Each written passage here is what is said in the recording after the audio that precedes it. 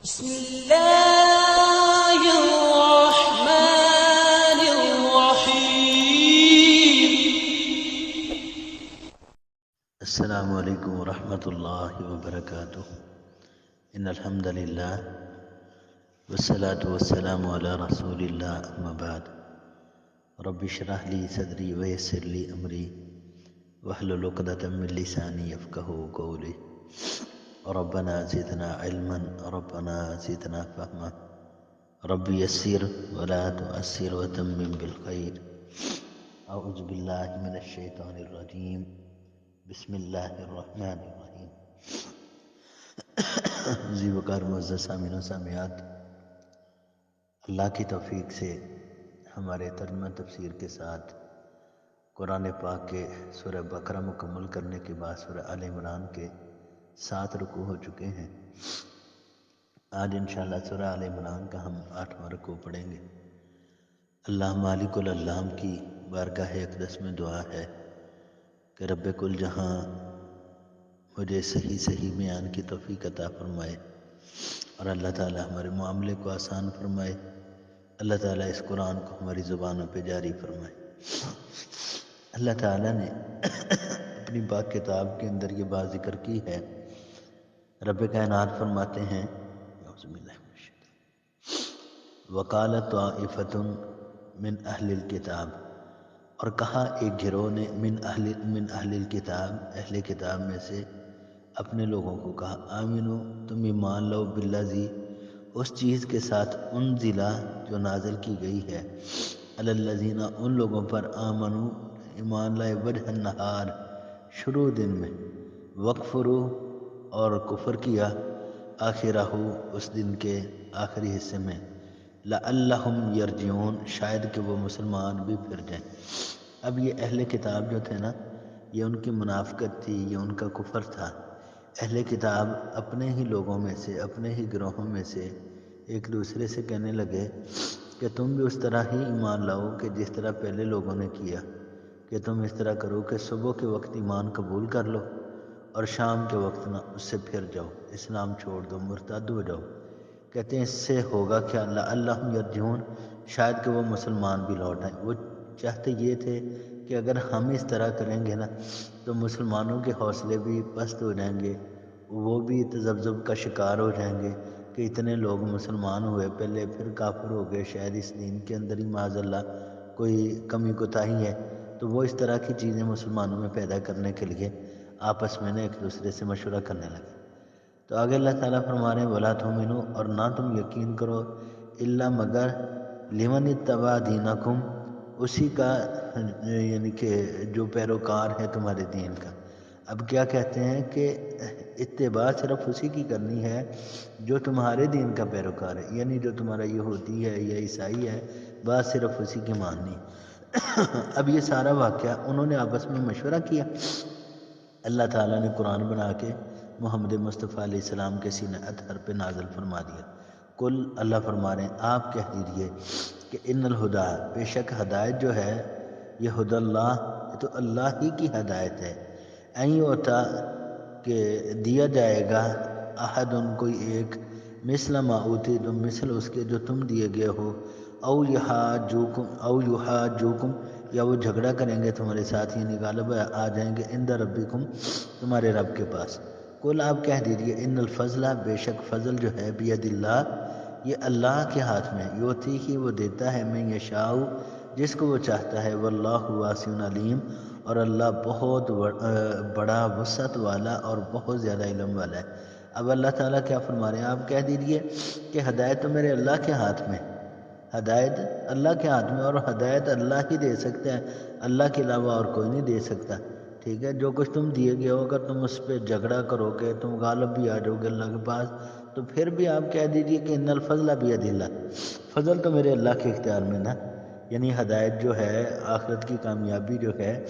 یہ تو میرے اللہ کے اختیار میں. یختص برحمتی، وہ خاص کرتا ہے اپنی رحمت کے ساتھ، من یشاء، جس کو وہ چاہتا ہے، واللہ ذو الفضل العظیم، اور اللہ بہت بڑے فضل والا ہے. ومن اہل الکتاب، اور بعض اہل کتاب میں سے من وہ ہیں کہ ان تامن ہو اگر وہ امانت رکھیں ان کے پاس بکنتارن ایک ڈھیر سونے یا چاندی کا۔ بعض اہل کتاب ایسے بھی ہیں کہ اگر آپ امانت رکھیں گے ان کے پاس بکنتار ایک ڈھیر سونے کا یا چاندی کا، یؤدی ہی تو ادا کریں گے وہ ڈھیر الیک آپ کو، ومنہم اور ان میں سے بعض ایسے بھی ہیں من ان تامن ہو کہ وہ ہیں کہ اگر آپ امانت رکھیں ان کے پاس بدینارن ایک دینار بھی تو لا یؤدی ہی تو نہیں ادا کریں گے وہ دینار الیک آپ کو، الا مگر یہ کہ معدوم تو آپ مسلسل رہیں علیہ ان کے سر پر قائمن کھڑے۔ اب یہ ان کے جو گروہ ہیں نا یہ ان کی اللہ تعالیٰ بات کر رہے ہیں کہ اصل میں ان کی کیفیت تو ایسی ہے کہ بعض تو ان میں بہت اچھے ہیں کہ اگر آپ ایک ڈھیر سونے یا چاندی کا ان کے پاس رکھ دیں نا امانت کے طور پر تو وہ پورے کا پورا اسی طرح آپ کو واپس لوٹا دیں گے، اور بعض ایسے ہیں کہ آپ ان کے پاس صرف ایک دینار بھی رکھ دیں نا تو وہ بھی دینے سے نہ ٹال مٹول کرتے رہیں گے، جان چھڑواتے رہیں گے، ٹھیک ہے، الا معدومتا علیہ قائمن مگر یہ کہ آپ ان کے سر پہ مسلسل کھڑے رہیں، ذالک یہ بھی انہم اس وجہ سے بے شک قالوا انہوں نے کہا لیس علینا نہیں ہے ہمارے اوپر فی الامیین امیوں عربوں کے بارے میں سبیل ان کوئی گناہ۔ اب وہ کیا کہتے ہیں کہ ہم یہ کام تو اس لیے کرتے ہیں کہ یہ جو عربی لوگ ہیں نا ان کے بارے میں ہمارے اوپر کوئی گناہ ہی نہیں ہے، ان کے بارے میں ہم ان کا مال کھائیں رکھیں چھوڑیں جو مرضی کریں ہمارے اوپر کہتے ہیں کوئی گناہ نہیں ہے۔ اب اللہ فرما رہے ہیں وَيَقُولُونَ اور وہ کہتے ہیں علی اللہ اللہ تعالیٰ پر الکذب جھوٹ۔ اب اللہ فرما رہے ہیں کہ انہوں نے یہ جھوٹ بولا ہے اپنی طرف سے بات بیان کر کے چلا دی ہے، وَهُمْ يَعْلَمُونَ اور وہ جانتے بھی ہیں اس بات کو، یہ جانتے بھی ہیں یہ یہودی عیسائی اس بات کو جانتے ہیں کہ انہوں نے اپنی طرف سے یہ بات کی ہے، بلا کیوں نہیں من اوفا جو شخص پورا کرے گا بعہدہ اپنا وعدہ اپنا عہد واتقا اور وہ اللہ سے ڈرے گا فإن اللہ پس بے شک اللہ تعالیٰ یحب المتقین متقی لوگوں سے اللہ محبت کرتا ہے۔ اب اللہ فرما رہے ہیں بھلا ایسا کیسے ہو سکتا ہے کہ ایک وہ بندہ جو امانت دار ہو، جو امانت کی حفاظت کرنے والا ہو، جو امانت کو بے عینی اسی طرح لٹانے والا ہو، اور دوسرا وہ بندہ جو خیانت کرنے والا ہو، جو امانت کی حفاظت نہ کرنے والا ہو، جو دغا باز ہو، یہ دونوں کیسے برابر ہو سکتے ہیں؟ اللہ فرما رہے ہیں بلا کیوں نہیں من اوف بعہدہ جو وعدے کو پورا کرتا ہے واتقا اور جو اللہ سے ڈرتا ہے تو فإن اللہ یحب المتقین ایسے متقی آدمی سے تو اللہ محبت کرتے ہیں۔ ان الذین بے شک وہ لوگ یشترون جو خرید لیتے ہیں بعہد اللہ اللہ کا وعدہ وایمانہم اپنی قسموں کے عوض، اللہ کے وعدے کو، اللہ کے عہد کو، اللہ کی بات کو اپنی قسموں کے عوض خرید لیتے ہیں ثمناً قلیلا تھوڑی سی قیمت میں، اولئک یہی ہیں وہ لوگ لا خلاق لہم نہیں ہوگا کوئی حصہ لہم ان کے لیے فی الآخرۃ آخرت میں استغفر اللہ توب الیہ۔ اب یہ ان لوگوں کی بات ہو رہی ہے، بعض دفعہ دیکھیں ہمارے معاشرے کا نا ایک اصول ہے، مسلمان جو ہے نا یہ اگر ان کا آپس میں کسی بات پہ اختلاف ہو جائے نا جھگڑا ہو جائے تو کیا ہوتا ہے بالآخر صلح کیسے ہوتی ہے؟ قسم پہ جا کے ہوتی ہے، دو فریق ہوتے ہیں ان میں جھگڑا ہو جاتا ہے، گواہ نہیں پیش کر سکتے، کوئی معاملہ نہیں سیدھا ہوتا تو 2 4 5 10 20 افراد جمع ہو کے کیا کہتے ہیں اچھا یار ان کو بٹھا لیں، یہ مسجد میں لے جائیں یا ایک محفل لگا کے ان کو بٹھا لیں اور ان کا معاملہ نا قسم کے ساتھ ان کا پورا کر دیں، ٹھیک ہے۔ اب اللہ کیا فرما رہے ہیں کہ کچھ لوگ ایسے بھی ہیں، یہ یہودیوں عیسائیوں کی صفات ہیں، وہ اس طرح کی بدترین عادتیں تھیں ان کے اندر۔ اللہ فرما رہے ہیں ان الذین بے شک وہ لوگ یشترون جو خرید لیتے ہیں بعہد اللہ اللہ کا عہد و ایمانہم اور اپنی قسموں کے عوض، یعنی قسم اٹھا کے نا کوئی بھی بات یعنی کہ ایسے اپنی منوا لینی ثمناً قلیلا تھوڑی سی قیمت کے لیے۔ اب یہ جو جھوٹی قسم اٹھانے والا بندہ ہے نا بلا وجہ ہی اللہ کے نام پہ قسمیں اٹھا کے جھوٹ بولنے والا، اس کی سزا کیا ہے؟ اولئک یہی ہیں وہ لوگ لا خلاق لہم نہیں ہے کوئی حصہ ان کے لیے فی الآخرۃ آخرت میں۔ یہ اتنی بڑی سزا ہے کہ آخرت میں یہ اللہ کی رحمت پا ہی نہیں سکتے، آخرت میں یہ اللہ کی رحمت کا کوئی حصہ نہیں لے سکتے۔ اور پھر اسی پہ بس نہیں ہے ولا یکلمہم اللہ اللہ ان سے کلام تک نہیں کرے گا۔ اللہ کے نام پہ جھوٹی قسمیں اٹھانے والے اللہ کے نام پہ دغا بازی کرنے والے، فراڈ کرنے والے، لوگوں کو دھوکہ دینے والے، جھوٹی قسمیں اٹھا اٹھا کے اپنے معاملات کو سیدھا کرنے والے، اللہ کیا کریں گے ان کے ساتھ؟ پہلی بات، لا خلاق لہم، ان کے لیے کوئی حصہ نہیں ہے آخرت میں، ولا یکلمہم اللہ، اور اللہ ان کے ساتھ کلام بھی نہیں کرے گا، اور پھر اسی پہ بس نہیں، ولا ینظر الیہم یوم القیامہ، اللہ ان کے طرف نظر رحمت سے نہیں دیکھے گا قیامت کے دن۔ استغفر اللہ اتوب الیہ۔ صرف نظر رحمت والی بات پہ بس نہیں ہے، ولا یزکیہم، اللہ کریم ان کو پاک نہیں کرے گا، ان کا تزکیہ نفس نہیں کرے گا، وَلَهُمْ عَذَابٌ علیم، اور ان کے لیے دردناک قسم کا عذاب ہے۔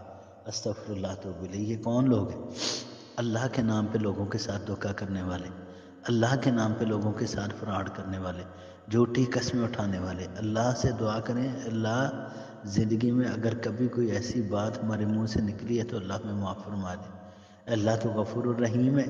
اللہ تیرا یہ پیغام پڑھنے سے پہلے، سننے سے پہلے، اللہ جو بھی ہم سے خطا ہوئی ہے معاف فرما دے۔ اللہ آئندہ کے لیے اللہ تیری ذات کے سامنے جھکتے ہیں، اللہ تجھ سے سچے دل سے معافی چاہتے ہیں کہ اللہ تو ہمیں معاف کر دے، آئندہ کے بعد ہم کسی کو دھوکہ نہیں دیں گے، فراڈ نہیں کریں گے کسی کے ساتھ، اللہ کی قسمیں اٹھا کے کسی کو دھوکہ نہیں دیں گے۔ تو اللہ کریم فرما رہے ہیں وَإِنَّ مِنْهُمْ، اور بے شک ان میں سے لَفَرِيقًا، البتہ ایک گروہ ایسا ہے، یلوون، جو مروڑتے ہیں السنتہم، اپنی زبانوں کو، اپنی زبان کو تروڑ مروڑ کے ایسے، بالکتابی، کتاب پڑھنے کے ساتھ، لِتَحْسَبُوهُ، تاکہ تم سمجھو اسے من الکتابی، کتاب کا حصہ، وما ہوا، حالانکہ نہیں ہے وہ من الکتابی، کتاب میں سے۔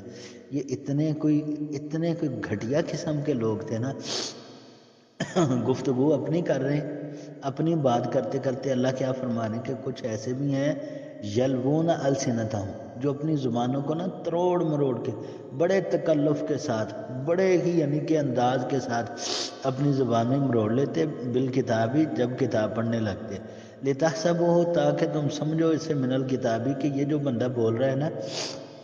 یہ کوئی کتاب کا حصہ ہی ہے، یعنی تورات کا حصہ ہے، یہ انجیل کا حصہ ہے جو یہ بول رہا ہے۔ وما ہوا من الکتاب، اللہ فرما رہے ہیں حالانکہ وہ کتاب کا حصہ نہیں، وَيَقُولُونَ، اور وہ کہتے ہیں ہوا من عند اللہ، یہ اللہ کی جانب سے ہے، وما ہوا من عند اللہ، حالانکہ وہ اللہ کی جانب سے نہیں ہوتا، وَيَقُولُونَ، اور وہ کہتے ہیں علی اللہ الکذب، اللہ پر جھوٹ، اور وہ اللہ پر جھوٹ باندھ رہے ہیں، وَهُمْ يَعْلَمُونَ، اور وہ جانتے بھی ہیں، اور وہ اس بات کو جانتے بھی ہیں، اتنے برے لوگ ہیں، وہ جانتے بھی ہیں، جان بوجھ کے پھر اللہ پہ استغفر اللہ جھوٹ بول رہے ہیں۔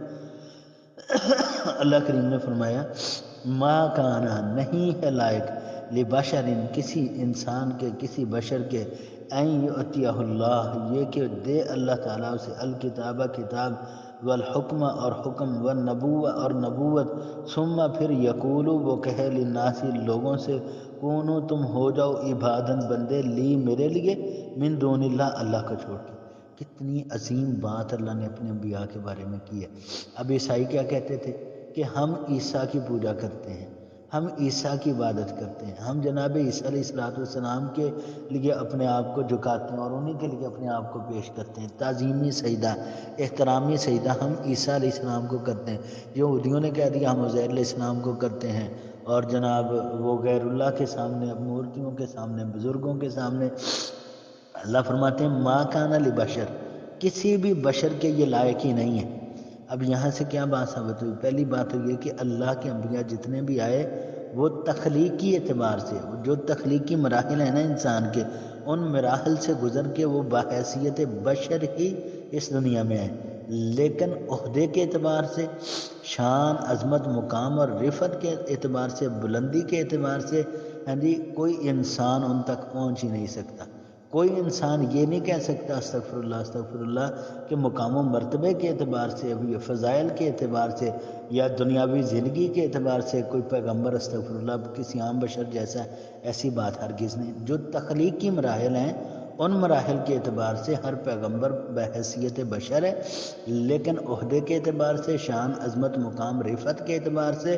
کوئی انسان دنیا کا بڑے سے بڑا ولی جو ہے، اور ایک نہیں لاکھوں ولی مل کے ایک پیغمبر کے پاؤں کی مٹی کے برابر بھی مقام اور حیثیت نہیں رکھتے۔ پیغمبر کی شان اتنی اونچی ہے، لیکن اللہ کیا فرما رہے ہیں کہ کسی پیغمبر کے لیے، کسی بشر کے یہ لائق ہی نہیں ہے کہ ایُّتیہ اللہ، کہ یہ کہ اللہ دے اس کو الکتابہ کتاب، والحکمہ اور حکم، اللہ اسے کتاب بھی دے، حکمت بھی دے، بادشاہی بھی دے، ہاں جی، والنبوہ، اور اللہ تعالیٰ اسے نبوت بھی عطا کرے، ثم یقول للناس، پھر وہ پیغمبر لوگوں سے کہے کہ کونو، تم ہو جاؤ عباد لی، میرے بندے، من دون اللہ کو چھوڑ کے۔ ایسا ہو ہی نہیں سکتا، اللہ کریم فرما رہے ہیں کہ ایسا ہو ہی نہیں سکتا، کوئی پیغمبر ایسی بات کہہ ہی نہیں سکتا، ولیکن، اور لیکن، کونو، وہ تو کہے گا کہ تم ہو جاؤ ربانینا، رب والے ہو جاؤ، بما ربانیین، وہ تو یہ کہے گا کہ تم رب والے ہو جاؤ، ربانیین، کہ تم رب والے ہو جاؤ، بما، باوجہ اس کے، کنتم تھے تعلمون، کہ تم تعلیم دیتے تھے، الکتابہ کتاب کی، وبما کنتم تدرسون، اور باوجہ اس کے کہ تم خود بھی پڑھتے۔ پیغمبر کیا کہتے ہیں کہ تم رب والے بندے ہو جاؤ، اس وجہ سے کہ تم تعلیم دیتے ہو، کتاب اللہ کو پڑھتے ہو، لوگوں کو سکھاتے ہو، ٹھیک ہے، اس وجہ سے تم اللہ کے بندے بن کے زندگی گزارو۔ ولا یامرکم، اور نہ یہ کہ وہ حکم دے تمہیں اس بات کا کہ ان تتخذوا، یہ کہ تم بنا لو، الملائکۃ، فرشتوں کو، والنبیین، اور نبیوں کو، اربابن، رب، یعنی پیغمبر کہتا ہے یہ تو ہو ہی نہیں سکتا نا، اللہ فرما رہے ہیں کہ کوئی پیغمبر ایسا ہو ہی نہیں سکتا کہ وہ تمہیں حکم دے کہ تم فرشتوں کو اپنا رب بنا لو، فرشتوں کو اپنا معبود بنا لو، یا نبیوں کو اپنا رب بنا لو۔ ایامرکم،